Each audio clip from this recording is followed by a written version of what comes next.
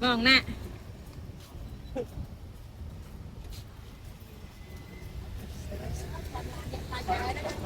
tạo đời vươn lươn này thôi đấy cái này cái thấy bị bao to rồi cái này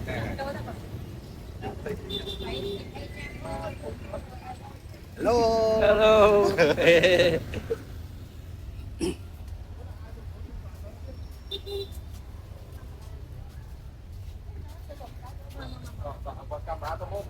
mày thọt cọt có vòng bảy tâm môn á thọt tem môn mà thọt ở trọng phụ nhom từ đáy đó thọt đấy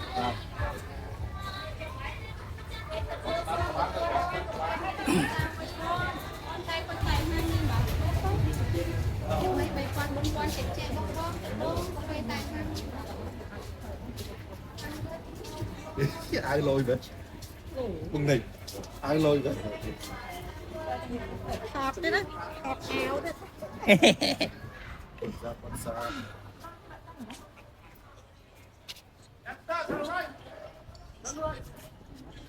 Right.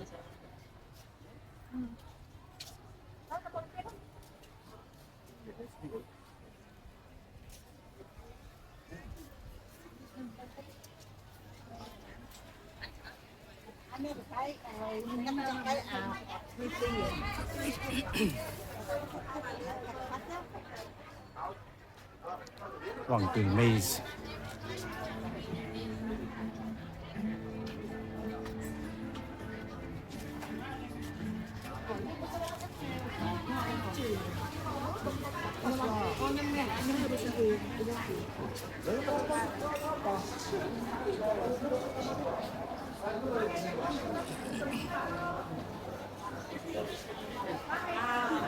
không ai mua chặt đồ mua chặt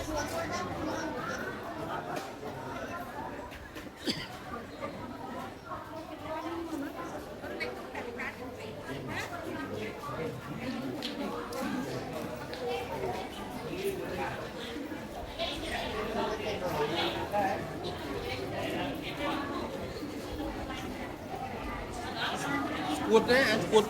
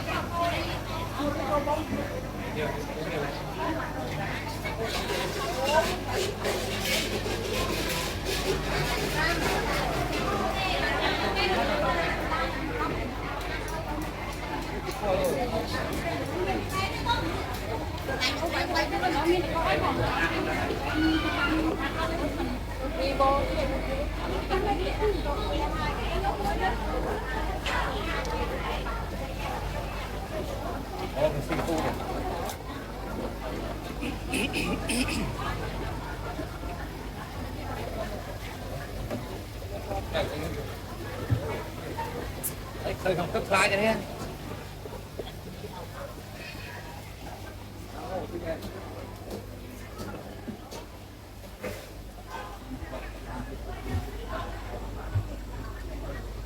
Việt Nam không được làm đâu là ruộng có không làm mà để làm bó yeah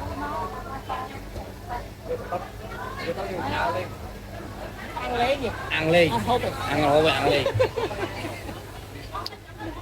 mớ ba mớ làm nè đi thì ta ăn ly trong nhà mày kì nè thì hay ăn ly không ăn tí á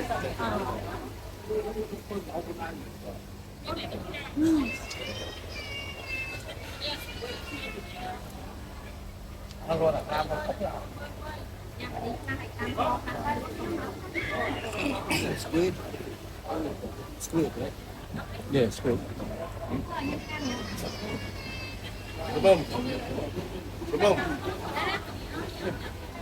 gọn đi không trên nhìn đừng lấy nhớ này chị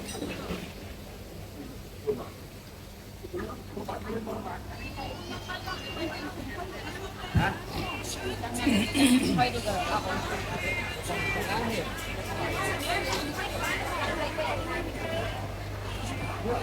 hay là đây con rau qua chẳng à nó này rau qua kia ăn kia đi chiên bỏ bãi ăn ở đây bây sạch đi sọp một bỏ ở sạch hai nhé mà mỗi mớ có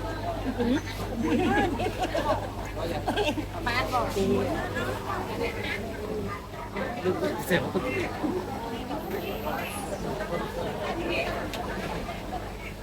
cái tên này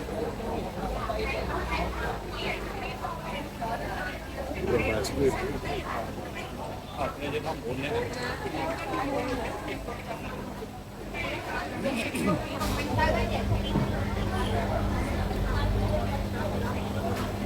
yeah yeah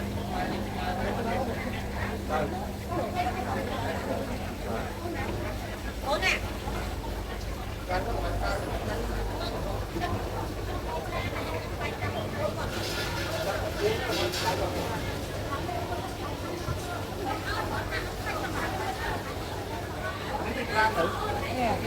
mang ngủ hello bên hai kia để tay nhận rồi tăng nhanh ấy mình chơi mẹ ông mẹ có tăng nhanh cái đàn kho nó cho anh có thêm thêm này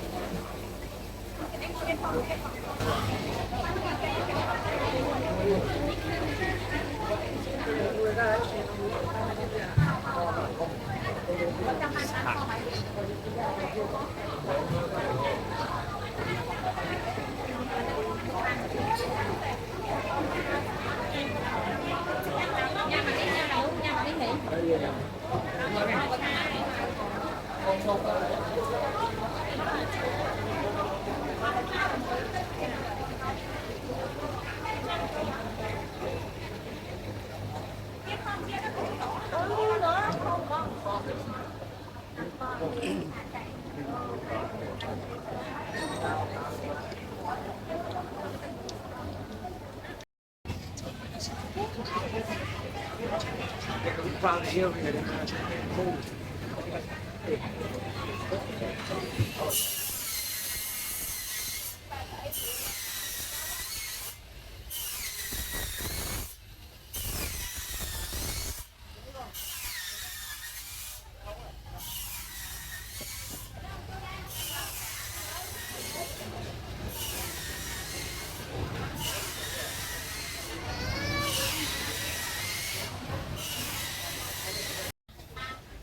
Hãy subscribe cho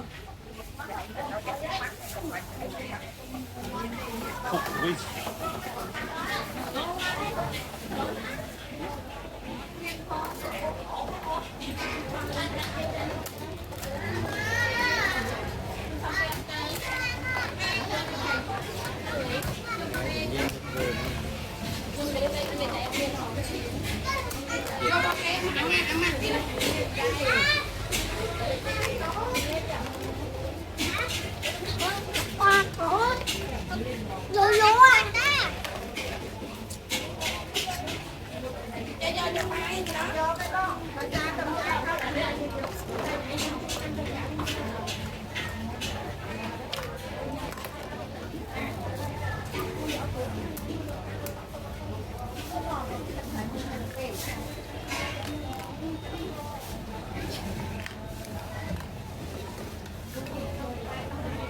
Ghiền Mì Gõ để không bỏ lỡ những video hấp dẫn.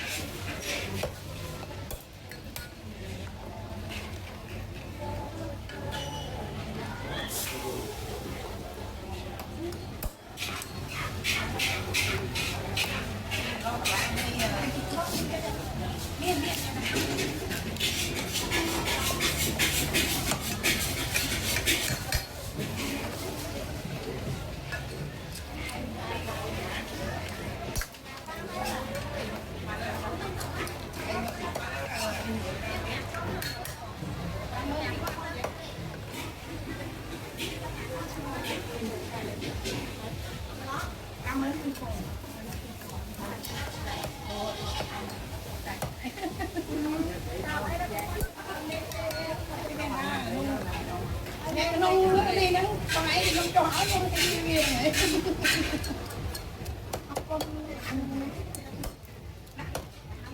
Ông nào đang mấy? Đã.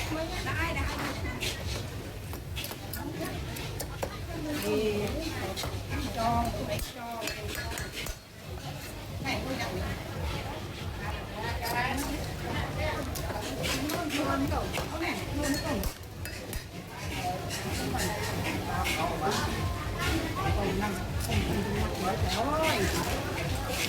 rồi Nam cái thôi một kia dạ mất chạp lại anh ấy chạm được chơi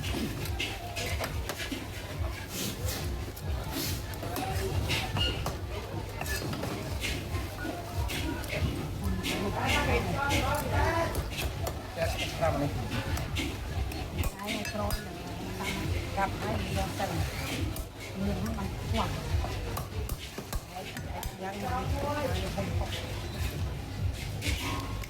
sai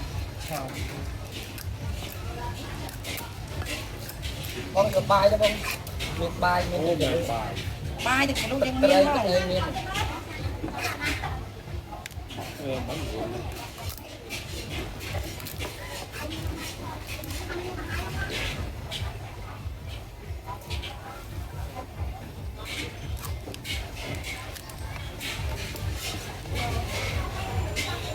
bánh cà pi ăn hồi pi đấy nhưng đây ta muốn ăn mà được rồi muốn sao muốn ăn mà xa này rồi muốn nói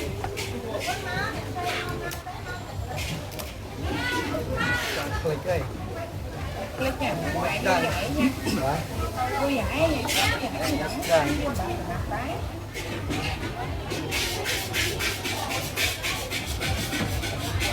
em là chơi đâu ăn mất em đâu ăn mất thôi mình cho anh hơi mang cái lẩu việc không mua ra này rồi dùng tăng ăn một lâu bún cà bí mùi cà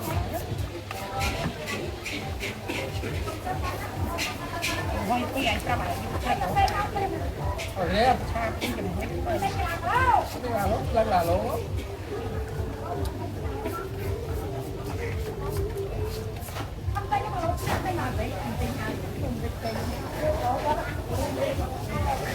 bán con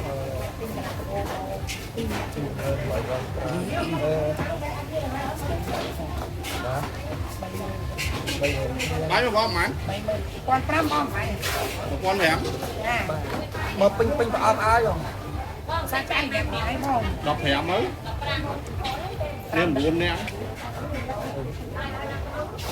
giờ nè nào lại ai vô mà bảo không ai coi bà môi cũng tính coi cho nó thơm ngon áo trai mon ơi đi bị bay nè ai nắng nó cho từ còn đừng lên là hỏi sơ đi à bạn ê em tôi đã mua vô đó thì tôi đi vậy ra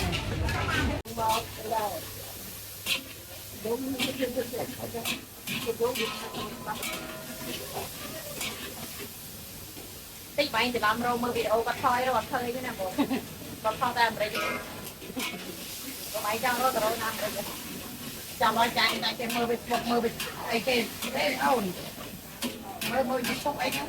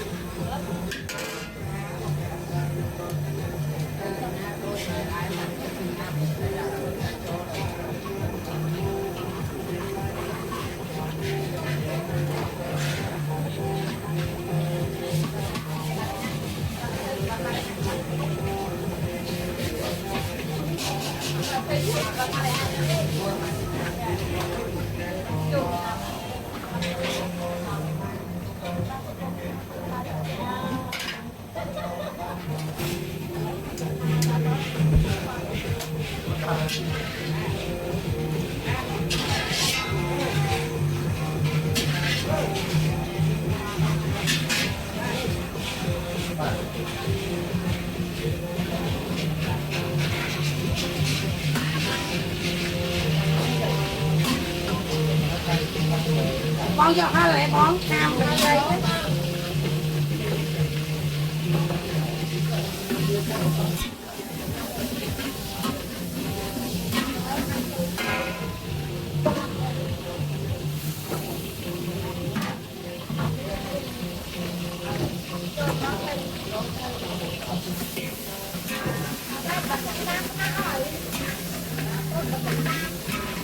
nắng không thoát áo không cách tiêu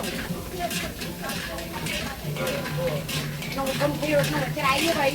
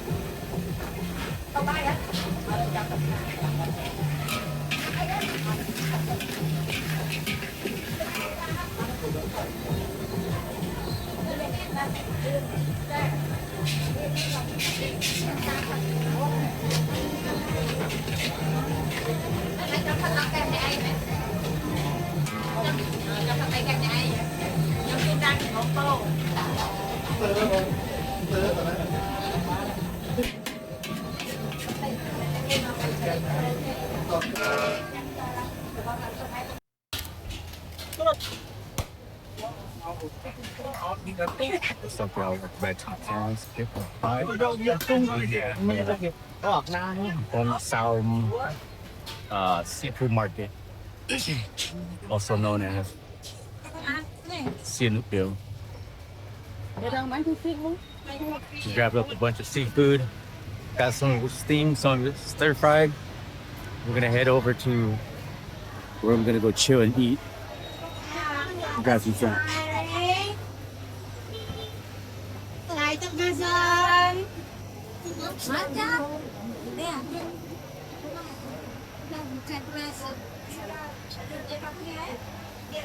Yeah, there.